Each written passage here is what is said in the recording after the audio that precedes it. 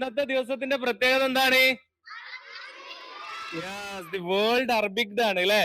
ഏതാണ് ഡേറ്റ്? ഏതാണ്?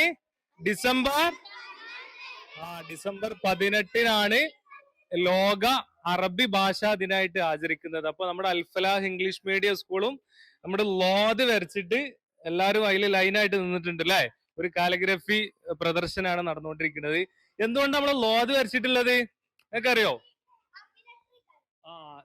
അറബി ഭാഷയെ ലുഗത്തുൽ ലോത് എന്ന പേരിലും അറിയപ്പെടുന്നുണ്ട്. എന്ത് പേരിൽ അറിയപ്പെടുന്നത്? ലുഗത്തുൽ ലോത്.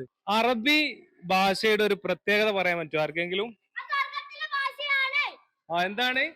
സ്വർഗത്തിലെ ഭാഷയാണ്. അറബി ഭാഷ സ്വർഗത്തിലെ ഭാഷയാണ് എന്നാണ് പറയുന്നത്. പിന്നെ മറ്റൊരു എന്തെങ്കിലും പോയിന്റ് ഈ സെക്ഷനിലുള്ളവർക്ക് ഇവിടെ ആയിക്കോട്ടെ എന്നാ മറ്റൊരു പോയിന്റ് പറ.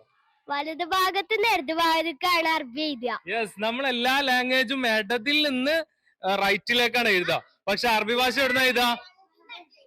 റൈറ്റിന്ന് ലെഫ്റ്റിലേക്ക് അല്ലെ? റൈറ്റ് ടു ലെഫ്റ്റ് ആണ്. അത് നല്ലൊരു വെറൈറ്റി അല്ലേ?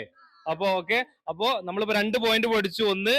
ഒന്ന് സ്വർഗത്തിലെ ഭാഷയാണ്, റൈറ്റ് ടു ലെഫ്റ്റ് ആണ് എഴുതുക. പിന്നെ ഇനി ഒരു പോയിന്റ് ഇവിടുന്ന് നിങ്ങൾ മോശമാക്കല്ലേ, ഇവിടുന്ന് ഖുർആനിലെ ഭാഷയാണ്. ഖുർആനിന്റെ ഭാഷയാണ്. ലോകത്തെ ഏറ്റവും കൂടുതൽ വിറ്റഴിക്കപ്പെടുന്ന ഒരു ഗ്രന്ഥം ബൈബിളാണ്. നമ്മുടെ സഹോദര സമുദായക്കാരായ ക്രിസ്ത്യൻ സമൂഹം അവരുടെ വേദഗ്രന്ഥമായ ബൈബിളാണ് വിറ്റഴിക്കുന്നത്. പക്ഷെ ഏറ്റവും കൂടുതൽ വായിക്കപ്പെടുന്ന, റീഡ് ചെയ്യപ്പെടുന്ന ഗ്രന്ഥം എന്ന് പറയുന്നത് ഏതാണ്? ഖുർആനാണ്. ആ ഖുർആന്റെ ഭാഷ ഏതാണ്? അറബി ഭാഷയാണ്. ഇനി മറ്റൊരു പ്രധാനപ്പെട്ട പ്രത്യേകത, ലോകം ഒന്നടങ്കം 380 മില്യണോളം ആളുകൾ എന്ത് ചെയ്യുന്നുണ്ട്? അറബി ഭാഷ സംസാരിക്കുന്നുണ്ട്. അപ്പൊ നിങ്ങൾക്ക് എല്ലാവർക്കും അറബി ഭാഷ ഇഷ്ടമാണ് അല്ലേ? ഓക്കെ, അപ്പൊ എല്ലാരും നന്നായിട്ട് ഇനി പഠിക്കൂലേ? ഇനി വേറെ എന്തെങ്കിലും പോയിന്റ് നിങ്ങൾക്ക് അറിയോ അറബി ഭാഷയെ കുറിച്ച്? പറയൂ. ലോത് എന്ന അക്ഷരം അറബിയിൽ മാത്രമേ ഉള്ളൂ. ലോത് എന്ന അക്ഷരം അറബിയിൽ മാത്രമേ ഉള്ളൂ അല്ലെ? പിന്നെ നിങ്ങൾ അറബി ഭാഷയിലുള്ള ചില പദങ്ങൾ വേറെ ഏതെങ്കിലും ഭാഷയിൽ കണ്ടിട്ടുണ്ടോ? ഏതെങ്കിലുമൊക്കെ ഭാഷയിൽ? അതെ, ഉറുദുവിലുണ്ട്.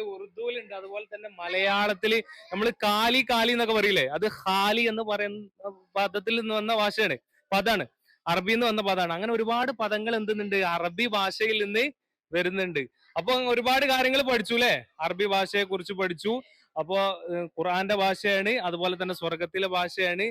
ലോകമെമ്പാടും ഒരുപാട് രാജ്യങ്ങളിൽ ഇത് സംസാരിക്കുന്നുണ്ട് എന്ന് പഠിച്ചു. അപ്പൊ നിങ്ങൾ എല്ലാവരും എന്താ ഈ അറബി ഭാഷയെ കുറിച്ച് കൂടുതൽ പഠിക്കുക. Are you ready?